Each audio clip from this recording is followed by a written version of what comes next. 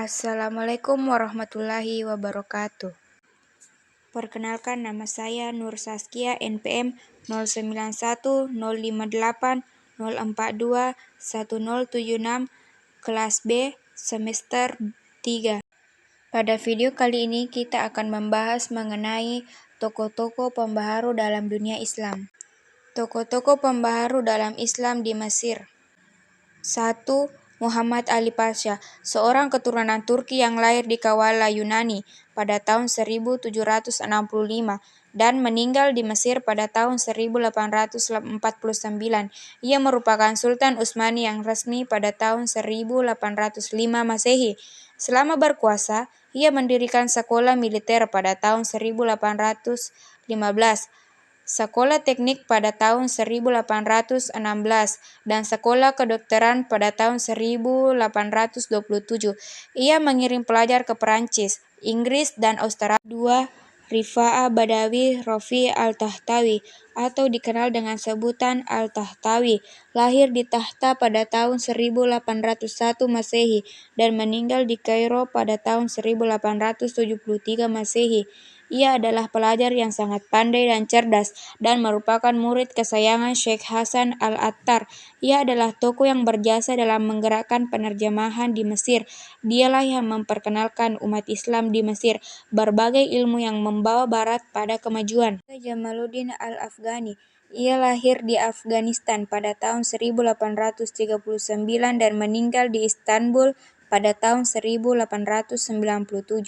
Ia adalah tokoh pembaharuan yang hidup berpindah-pindah dari satu negara ke negara lain. Pada tahun 1871, ia pindah ke Mesir dan menetap di Kairo. 4. Muhammad Abduh.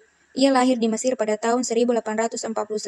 Tahun 1866 ketika belajar ke Al-Azhar adalah tahun pertemuan pertama kalinya dengan Jamaluddin Al-Afghani. Dan ketika Jamaluddin Al-Afghani menetap di Kairo pada tahun 1871, maka Muhammad Abduh adalah murid yang paling setia. Bahkan, ia adalah tokoh pembaharu Islam di Mesir yang pemikirannya sangat dipengaruhi oleh pemikiran Jamaluddin Al-Afghani. Ia meninggal pada tahun 1905 setelah mendapat kedudukan sebagai mufti Mesir pada tahun 1899. Rashid Ridha. Ia adalah murid Muhammad Abduh, lahir di Kalamun, Lebanon pada tahun 1865.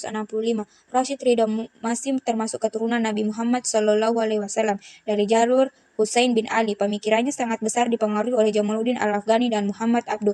Meninggal pada bulan Agustus tahun 1935. Pembaharu dalam Islam di Turki.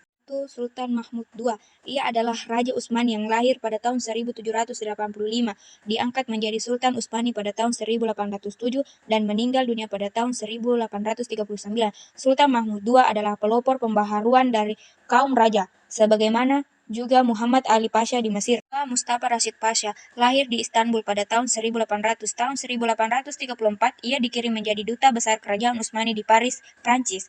Mustafa Rashid Pasha adalah pemuka Tanzimat, yaitu pembaharuan lanjutan dari usaha-usaha yang telah dilakukan oleh Sultan Mahmud II. Sia Pasha. Ia adalah anak pegawai kantor cukai di Istanbul, lahir pada tahun 1825 dan meninggal pada tahun 1880. Ia adalah pemuka Utsmani muda atau Yeni Osman Lilar atau Yom Ottoman. Utsmani muda adalah gerakan rahasia dari golongan intelijensia kerajaan Utsmani yang banyak menentang kekuasaan absolut sultan. Tokoh pembaharu dalam Islam di India, Pakistan.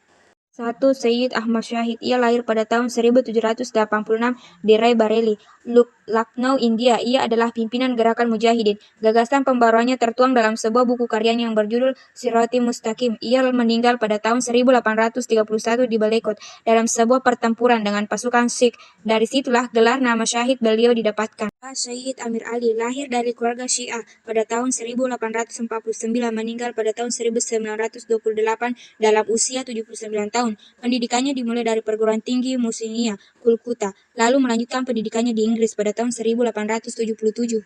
Muhammad Iqbal lahir pada tahun 1876 di Salkot, India.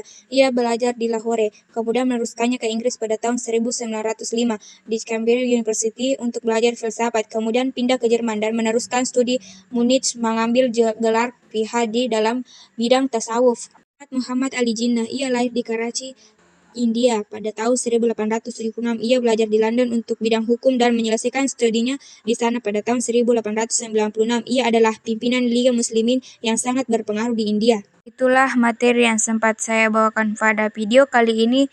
Wassalamualaikum warahmatullahi wabarakatuh.